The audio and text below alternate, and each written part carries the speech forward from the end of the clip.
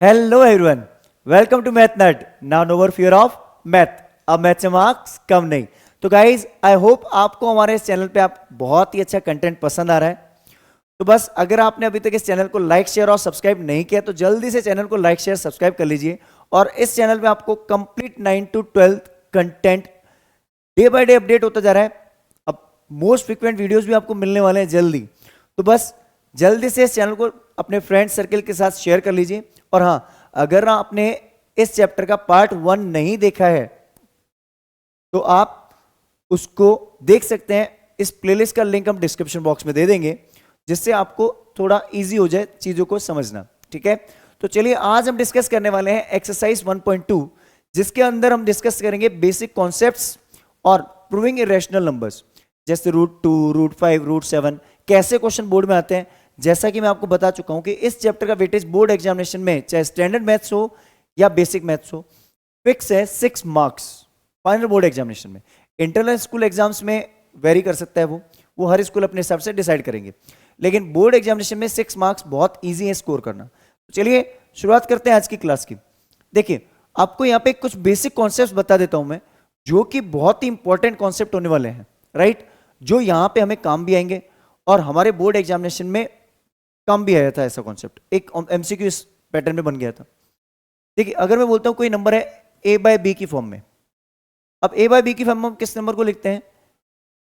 Rational number. Rational numbers are written in the form of b by Q. अगर मैं लिखता हूं a² / 7, अगर किसी नंबर का स्क्वायर मैं 7 से डिवाइड कर रहा हूं इट मींस वो नंबर भी तो 7 से डिवाइड होगा. ये कॉन्सेप्ट आपको समझ में आना चाहिए. If a numbers square is divisible by 7 then number itself is also divisible by 7. इस बार के बोर्ड एग्जामिनेशन में एमसीक्यू था एक नंबर का, वो भी स्टैंडर्ड मैथ्स के पेपर में. इतना आसान क्वेश्चन. तो आपको क्या कैसे पता चल रहा है? देखो ए और बी मेरे इंटीजर्स हैं. अगर a² 7 से डिवाइड हो रहा है, a² मतलब मान लो -14 का स्क्वायर, अगर 7 से डिवाइड हो रहा है इट मींस -14 भी 7 से डिवाइड होगा. अब जरूरी थोड़ी है कि a की वैल्यू -14 होगी. आपने बोला सर a की वैल्यू 21 है, तो 21 का स्क्वायर 7 से डिवाइड हो रहा है तो 21 भी किससे डिवाइड होगा? 7 से डिवाइड होगा. ये बेसिक कॉन्सेप्ट मैं यूज करूंगा अभी. अब आपको पता है कि a मेरा एक इंटीजर है, तो जब जब मैं 7 से डिवाइड करूंगा हर बार मेरी वैल्यू क्या मिल रही है? अलग. तो जब भी हम a को अगर a² 7 से डिवाइड हो रहा है तो हम बोलेंगे a is also divisible by 7. और अगर ये प्रोसेस फॉलो होता है तो हम ये लिख देंगे जब ये इसको डिवाइड करेगा तो कुछ क्वोशिएंट मिलेगा, कंप्लीट डिवाइड करेगा. जैसे यहाँ -2 मिल रहा है, यहाँ 3 मिल रहा है, तो एक वेरिएबल टर्म मिलेगी, हर बार चेंज हो रहा है, तो हम इसको लिख देंगे दैट इज c. ये कॉन्सेप्ट मैं यूज करूंगा बट समझाऊंगा भी, डोंट वरी. तो आप इसको अगर नोट करना चाहें तो कर सकते हैं. चलिए अब हम डिस्कस करते हैं, इसके अंदर एक्सरसाइज डिस्कस करते हैं. First question which is very important.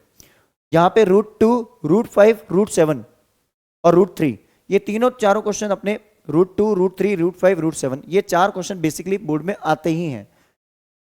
अगर बात करूं पिछले लास्ट 2 ईयर्स से तो हर बार आ रहा है.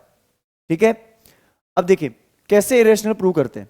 पहले हम लेंगे लेट स्टेटमेंट, मतलब हम इसको मान के चलेंगे ये रैशनल है.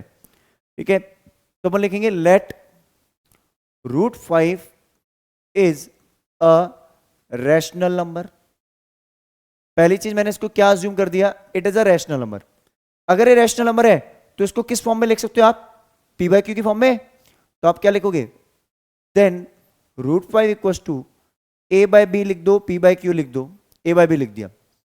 अगर आप इसको a बाय बी की फॉर्म में लिख रहे हो, अब रैशनल नंबर के लिए कंडीशन होती है कि where a and b are integer लिखते हो आप. इंटीजर नहीं, को प्राइम इंटीजर, मतलब a और b फर्दर सिंप्लीफाई नहीं हो रहे हैं, मतलब कैंसिल आउट नहीं होंगे.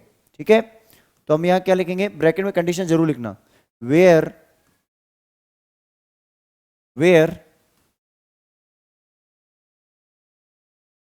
a and b are co-prime integers. ये जरूर लिखना.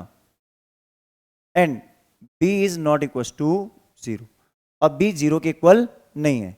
ये पता होना बहुत जरूरी है, ये सबको ही पता होना चाहिए, बहुत इंपॉर्टेंट कॉन्सेप्ट है.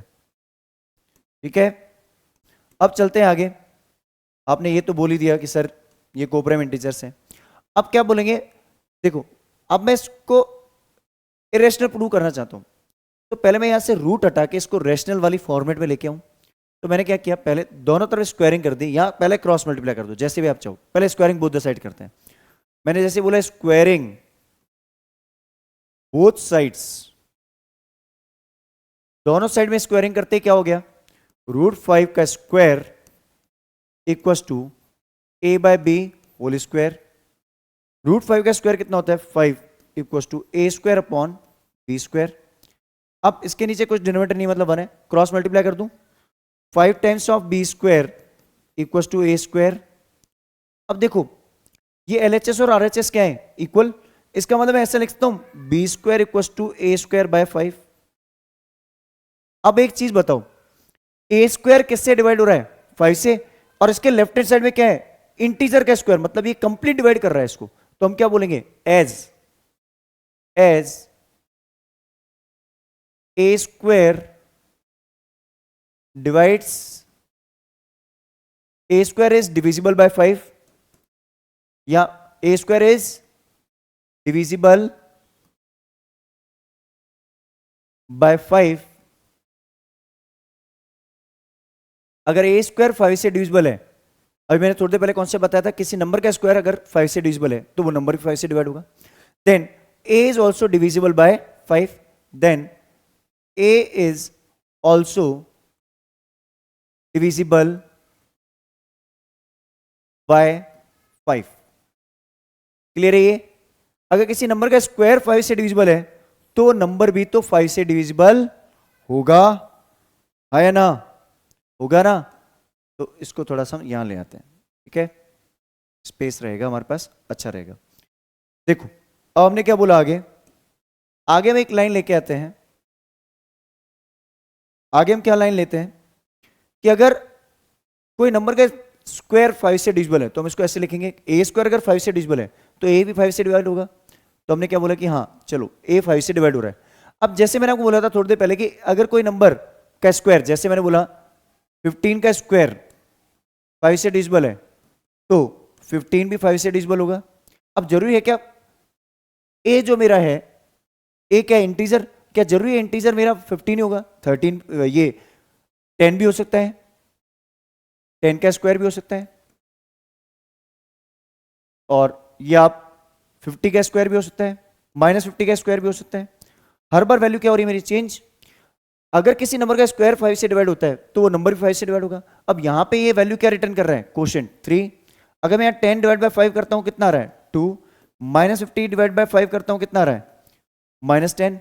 हर बार वैल्यू चेंज हो रही है ना। It means 8 divided by 5 gives you a different number, variable, value very कर रही है। तो जो वैल्यू वेरी करती है उसको हम क्या बोलते हैं, वेरिएबल, चेंजेबल। तो हम यहां क्या लिखेंगे, इक्वल टू सी। आप कोई वेरिएबल ले सकते हो, सी। अब यहां से हम क्या बोलते हैं, क्रॉस मल्टीप्लाई करते हैं, a इक्वल टू 5c। यहां पे भी कर दो स्क्वायरिंग बोथ द साइड्स। क्या कर दिया आपने, स्क्वायरिंग बोथ साइड्स। ये याद ही रख लेना, ये कॉन्सेप्ट सेम काम होता है √2, √3, √5, √7 सब में। इसका मतलब हम इसको क्या बोलेंगे, a स्क्वायर इक्वल टू, दोनों तरफ स्क्वायरिंग करेंगे तो इधर का स्क्वायर हो गया a स्क्वायर, इधर स्क्वायर क्या होगा 5 का स्क्वायर 25 c स्क्वायर। क्लियर? अब इसको दे दो आप इक्वेशन नंबर 1, इसको दे दो इक्वेशन नंबर 2। कैसे डिसाइड किया मैंने 1 और 2, इधर भी a स्क्वायर आ रहा है, इधर भी a स्क्वायर की इक्वेशन आ रही है। देखो ये a square equal to 5b square है, ये a square equal to 25c square है। तो बाय 1 एंड 2 हम क्या बोलेंगे, बाय इक्वेशन नंबर 1 एंड 2 मैं क्या बोल सकता हूं, मैं बोल सकता हूं 5b square equal to 25c square. अब मुझे c स्क्वायर, देखो अब पहली बार मैंने a स्क्वायर को डिवाइड करवाया था, अब मैं b स्क्वायर को डिवाइड करवाना चाहता हूं। तो देखो क्या करेंगे, हम एक काम करते हैं, यहां पे हम लिख देते हैं c square equal to 5b square by 25। अब देखो इससे क्या हुआ, 5 5 कैंसिल आउट हो गया, तो फाइनल रिजल्ट मेरा क्या आया, b square upon 5 equal to c square. अब एक चीज बताओ मुझे, जैसे मैंने यहां लिखा था a square is divisible by 5, यहां पे भी कौन डिविजिबल है, b square is divisible by 5। तो हम क्या लिखेंगे, as b square is divisible by 5 then b is also divisible by 5। अब एक चीज समझो, आपने जब स्टार्टिंग में चीजें अज्यूम की थी तो आपने क्या बोला, ए एंड बी आर को प्राइम इंटीजर्स, मतलब ए और बी किसी कॉमन नंबर से डिवाइड नहीं होते। को प्राइम नंबर्स के बारे में अगर स्टडी करनी है तो पार्ट 1 जरूर देख लेना, अच्छे से समझा रखा है मैंने। दो नंबर जिनके बीच में एचसीएफ 1 हो वो होते को प्राइम इंटीजर्स, ठीक है। अब इन दोनों के बीच में कॉमन फैक्टर 1 आना चाहिए, बट देखो कॉमन फैक्टर 1 नहीं आ रहा। कैसे? ए जो है मेरा, आपने क्या लिखा है, आपने लिखा है ए इज डिविजिबल बाय 5, और यहां आप लिख रहे हो बी इज डिविजिबल बाय 5। दोनों किसी कॉमन नंबर से डिवाइड हो रहे हैं। क्या है common number? 5। It means assumption wrong हो गया ना, तो हम यहां क्या बोलेंगे, as A and B both, A and B both are divisible by common number that is 5। किससे डिवाइड हो रहे हैं? Common number 5। सो इसका मतलब हमारा क्या हुआ, so our assumption is wrong. हमारा अजम्पशन क्या हो गया? रॉन्ग। सो आर अजम्पशन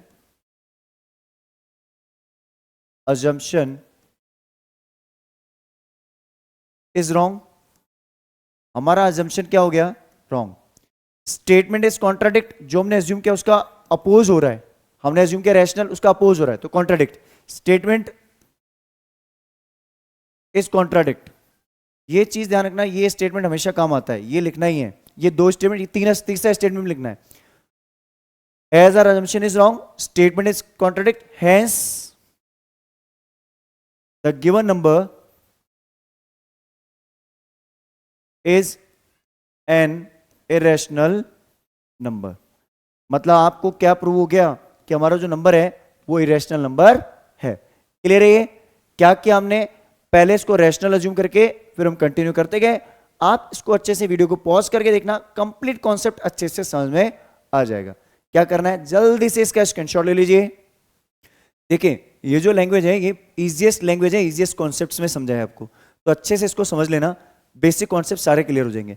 अब देखते हैं इसमें नेक्स्ट क्वेश्चन। ऐसा क्वेश्चन जब भी आता है आपको उस प्रोसेस से नहीं करना है जो प्रोसेस हमने देखा था। आपको क्या करना है, इसमें एक एग्जाम में लाइन लिखी होती है वेयर, ध्यान रखना बोर्ड में ऐसे आएगा, where √5 is an irrational number. हमेशा ही आपको मिलेगा कि जहां पे √5 एक इरेशनल नंबर है, हमेशा मिलेगा, ठीक है। तो ऐसे क्वेश्चन को डील कैसे करना है, सबसे पहले आप वही लाइन लोगे, लेट, ये ज्यादा आसान क्वेश्चन होता है, समझ लेना।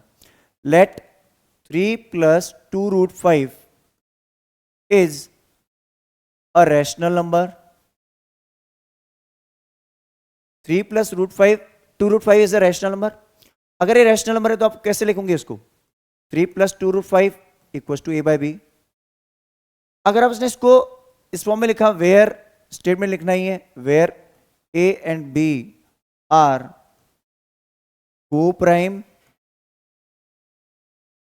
Integers and b is not equal to 0, ये लाइन लिखनी है। अब देखो आगे देखते हैं। अब जैसे इसमें मैं देखूं तो आगे क्या समझ में आता है मुझे, हमेशा हमें इरेशनल नंबर, यहां पे ऐसे केस में जब एडिशन सब्ट्रैक्शन वाला क्वेश्चन होता है तो इरेशनल नंबर दे रखा है, इरेशनल नंबर का मुझे दे रखा है, तो आपको इरेशनल नंबर को तो लेफ्ट में रखना है, बाकी सबको ट्रांसपोज करना है। मींस देखो इसमें लगता है बॉडमास का उल्टा रूल, रूट वाला नंबर या रूट के पहले जो मल्टीप्लाई नंबर है, मल्टीप्लाई वाला नंबर पहले ट्रांसपोज नहीं होता, पहले एडिशन सब्ट्रैक्शन ट्रांसपोज होता है। तो 2√5 तो इधर ही रहेगा, यहां पे आप क्या लिखोगे, a/b - 3। हमेशा पहले एलसीएम ले लिया करो, गलती होती है वरना। तो 2√5 = a - 3b/b आ गया। अब क्या है, ये 2 मल्टीप्लाई में तो डिवाइड में जाएगा, अब इस डिवाइड में भेजो, ये क्या हो गया, a - 3b/2b। अब देखो इसमें आप क्या लिखोगे, ये मेरी LHS है, LHS किसको शो कर रही है, इरेशनल नंबर। RHS किसको शो कर रही है, रैशनल नंबर, क्योंकि ए और बी रिप्रेजेंट्स रैशनल नंबर, मतलब इंटीजर्स को रिप्रेजेंट कर रहे हैं। तो राइट हैंड साइड तो मेरी रैशनल है क्योंकि रूट नहीं है, और लेफ्ट हैंड साइड में रूट है मींस इरेशनल नंबर। तो अपन क्या लिखेंगे, as LHS shows an irrational number and RHS shows a rational number। फिर से वही लाइन लिखेंगे, सो आर assumption इज रॉन्ग। मैंने बोला था ना ये लाइन अपन को याद ही रखनी है, लिखनी है।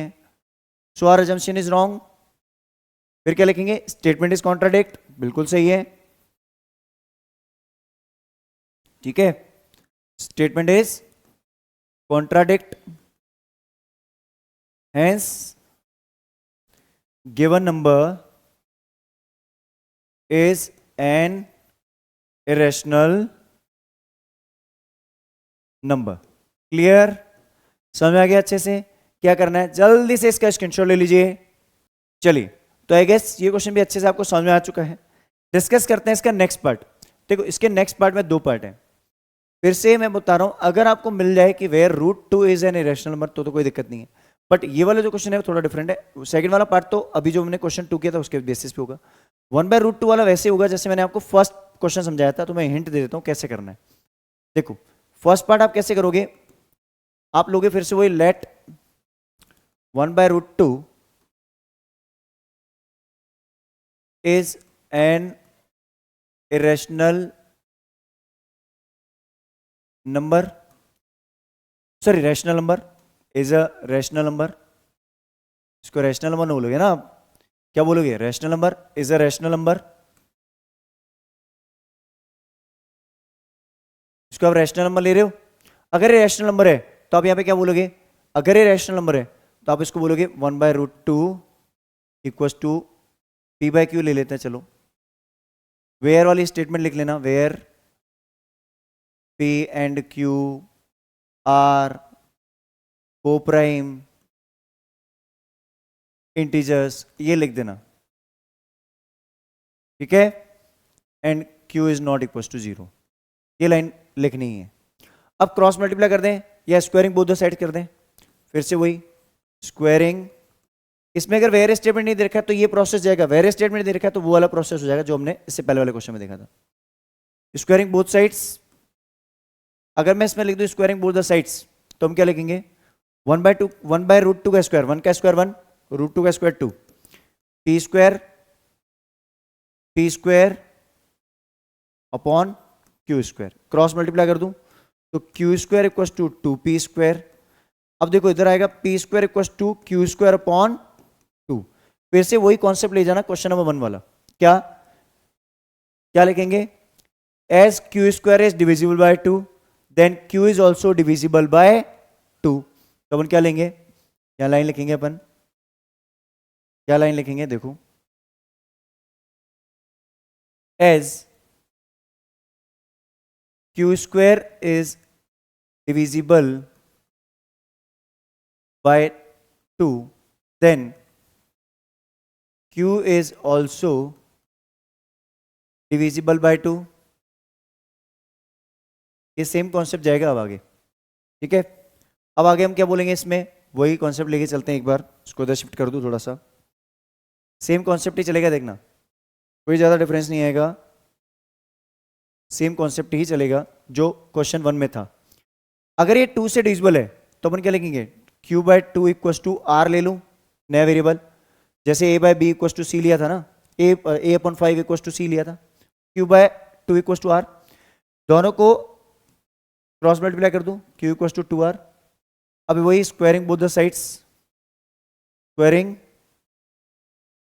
स्क्वायरिंग बोथ साइड्स कर दिया मैंने। क्या हो गया, Q square equal to 4R square. इसको दे दो इक्वेशन नंबर 2 और एक इक्वेशन ऐसी ढूंढो जिसमें Q स्क्वायर आ रहा हो, इक्वेशन नंबर 1। तो by 1 and 2 Q square compare हो गया तो ये बन गया 2P square equal to 4R square. बड़ा नंबर छोटे को डिवाइड करेगा तो R square equal to 2P square upon 4, तो अपन फिर से वही लाइन ले लेंगे, कौन सी, फिर से हम वही लाइन बोल देंगे कि ये मेरा फाइनल स्टेटमेंट आ रहा है P square upon 2 equal to R square. तो फिर से अपन क्या लेंगे, एज, देखो इसको एक कॉपी मैंने इसलिए किया कि सेम स्टेटमेंट है। अपन क्या बोल रहे हैं, एज क्यू स्क्वायर की जगह पी स्क्वायर कर दो यहां पे बस, और यहां पे क्यू की जगह पी कर दो, सब सेम है। As P square is divisible by 2, then P is also divisible by 2। अब फिर अपन क्या बोलेंगे, as P and Q are divisible by a common number that is 2, so our assumption is wrong, statement is contradict, hence the given number is an irrational number। कर लोगे, ये last line है, 3 line जो common लिखते ही अपन, ठीक है, समझ में आ गया, क्लियर है ये, क्या करना है जल्दी से इसका स्क्रीनशॉट ले लीजिए।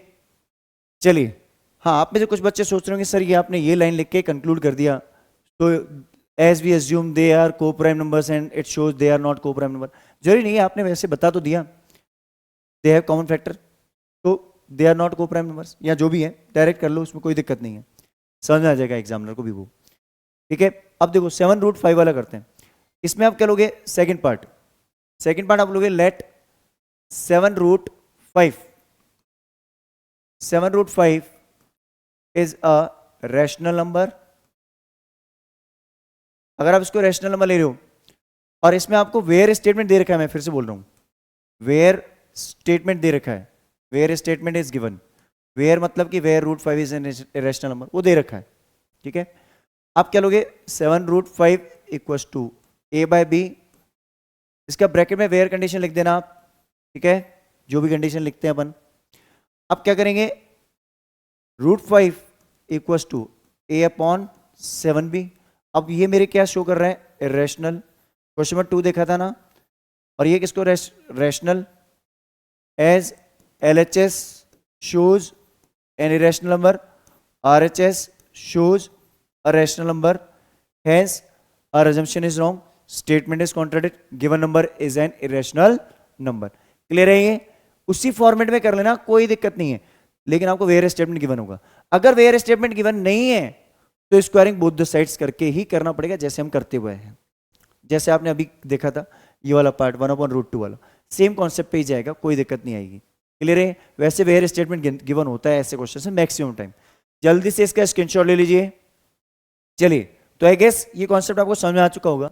लास्ट पार्ट देखते हैं, ये भी वेयर स्टेटमेंट वाला ही क्वेश्चन है, ये तो 100% है, जिसमें एडिशन सब्ट्रैक्शन आएगा, वेयर जरूर दे रखा होगा, where √2 is an irrational number. ये क्वेश्चन वापस मैं समझाता हूं, डोंट वरी। अब क्या लेंगे, let 6 plus √2 is a rational number. सबसे पहले आपने ये लिया 6 plus √2 is a rational number, फिर क्या बोलेंगे, अगर ये रैशनल है तो 6 plus √2 equal to p by Q, where P and Q are co-prime integers, और ये पूरा लिख देना, and Q is not equals to 0, जो भी है, ठीक है। अब क्या करेंगे, देखो मैंने आपको बोला था एडिशन सब्ट्रैक्शन उधर भेज दो, √2 को, इरेशनल पार्ट जो को गिवन है उसको लेफ्ट में रखो, तो √2 को रख दो लेफ्ट में, P बाय क्यू -6 हो जाएगा, तो एलसीएम ले लो इधर एक बार, तो P -6Q अपॉन Q, ये मेरा है इरेशनल नंबर, क्या है मेरा इरेशनल नंबर, ये मेरा रैशनल नंबर। तो फिर से अपन स्टेटमेंट क्या लिखेंगे, एज, लाइन ये नहीं ड्रॉ करते, अच्छी लाइन ड्रॉ कर लेते हैं, ठीक है, देखो, as LHS shows an irrational number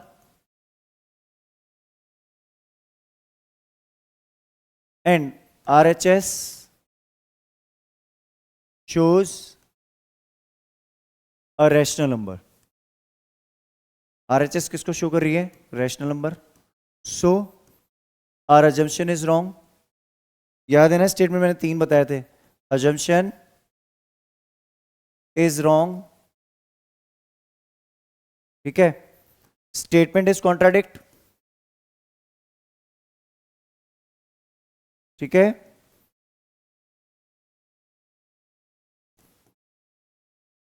Hence, given number is an irrational number. Clear है? ये समझ में आ गया अच्छे से? जल्दी से इसका स्क्रीनशॉट ले लीजिए. चलिए, तो आई गेस आपको हमारे इस चैनल पे ये कंटेंट जो हमारा है बहुत ही अच्छे तरीके से समझ में आ रहा होगा. हमारा कंटेंट आपको अगर पसंद आ रहा है तो बस आपको एक ही छोटा सा काम करना है, हमारे इस चैनल को मैथ नर्ड को ज़्यादा से ज़्यादा सपोर्ट कीजिए और अपने फ्रेंड्स, फैमिली मेंबर्स, रिलेटिव्स सबके साथ शेयर कीजिए. बिकॉज यहाँ पे आपको बहुत ही फास्ट रिपीटेटिवली अब वीडियोस मिलने वाले हैं फ्रॉम 9 to 12th क्लास. सारे वीडियोस मिलेंगे इसी प्लेटफॉर्म में मिलेंगे. बस आपको एक ही काम करना है, इस चैनल को ज़्यादा से ज़्यादा लोगों के साथ शेयर कीजिए, सपोर्ट कीजिए, सो दैट हमें थोड़ा मोटिवेशन मिलेगा और आपके लिए और इंटरेस्टिंग वीडियोस बनाते रहेंगे. और हाँ, अगर आपने पार्ट 1 नहीं देखा है तो उसका हम लिंक डिस्क्रिप्शन बॉक्स में दे देंगे, उसे देखना ना भूलें. तो चलिए मिलते हैं किसी और वीडियो के साथ. Till the time, have a great day.